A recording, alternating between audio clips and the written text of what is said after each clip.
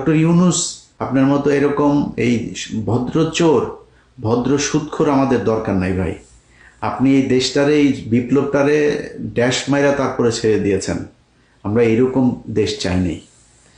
এই এই এই কয়টা দিন যদি নাকি আপনি মনে করেন যে ন্যূনতম একটা একটা শৃঙ্খলা, মানে কি হয় না যেটা আগে হতো না, না আগে হতো যেটা, এমন কিছু আছে যে এটা এখন হচ্ছে না, কোনো কিছু ভালো হয়েছে? ঘুষ, সুদ, কোনো মারামারি, দখল, চাঁদাবাজি, সব কিছু হচ্ছে।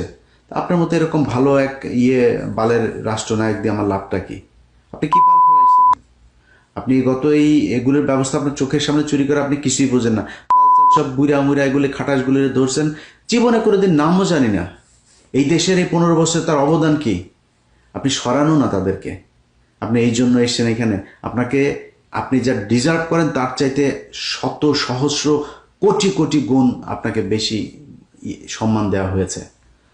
আপনি আমার ক্ষমতায় আছেন দেখে আপনার চ্যাটের ভালো হয়ে গেছেন। আপনার কিছু, আপনার তো মিয়া কামলার মতো কামে লাগাইছি আমরা। আপনার এখানে থাকলে, আপনার মতো এরকম একটা সুদখোর যদি থাকে, তাহলে ইন্টারন্যাশনালি তারা আমাদের কিছু বলবেন, এই জন্য কামে লাগিয়েছে আপনার। আপনি এই দেশের জন্য জীবনে কোনদিন কিছু করছেন নাকি?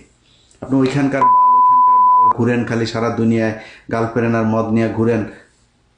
দেশের কোনো কাজ করছে আপনি? জীবনে কোনোদিন আজ পর্যন্ত কাজ করেছেন? কোনো কিছু করেন নাই। এখন সুযোগ পেয়েছেন, লুটপাট করে খাচ্ছেন।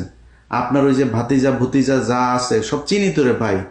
হ্যাঁ, আপনার এক অপূর্ব চোদনে থাকতে পারে না মানুষ। এর কাছ থেকে নেয়, ওর কাছ থেকে নেয়, এমন বিশাল বড় এক নেতা হয়ে গিয়েছে। তো আওয়ামী লীগের লোকজনের সাথে ঘুরে ঘুরে এখানে এই যে বিশ্বজিৎ, এই বিশ্বজিৎ টিশ্বজিৎ এগুলির সাথে ধান্দাবাজি করে, ব্যাংক থেকে আইনে এখানে এনে তারপরে টাকা করে, এই স্পন্সর করে। মেরিওটে করেছে, কয়েক লক্ষ ডলার খরচ করে তারপরে এখানে প্রোগ্রাম করেছে। কোনো মানুষজন নাই, খালি বাংলাদেশের বিভিন্ন ব্যাংক থেকে টাকা এনেছে। ধান্দাবাজি সবই হচ্ছে। এই দেশের কি উপকার হয়েছে? একটা সাধারণ মানুষের কি উপকার হয়েছে? যেই ছেলেগুলো মারা গিয়েছে তাদের তালিকা এখন পর্যন্ত করতে পারেন নাই সুদখোর ইউনূস। আপনারা এই বিপ্লবে আপনি যে ক্ষতিটা করলেন, এটার সুযোগ আপনার হাতে ছিল। বাংলাদেশের মানুষ আপনাকে একদম ব্ল্যাঙ্ক চেক দিয়ে দিয়েছিল, ব্ল্যাঙ্ক সাপোর্ট দিয়েছিল। যা মনে চায় করেন ডক্টর ইউনূস। আপনি চুরি, আপনার কিছু লোকজনের চুরির সুযোগ দেওয়া ছাড়া আপনি কোনো কিছু করেন নাই। এই জন্য এতগুলো মানুষ মারা যায়নি। আমরা, আমার পরিবার বাড়িতে থাকতে পারি নাই। ওই ওই জেলার পুলিশ সুপার, ওই জেলার পুলিশ সুপার, অমুক বাহিনী হাজিরা দিতে দিতে শেষ, কেউ চাকরিও করতে পারে নাই।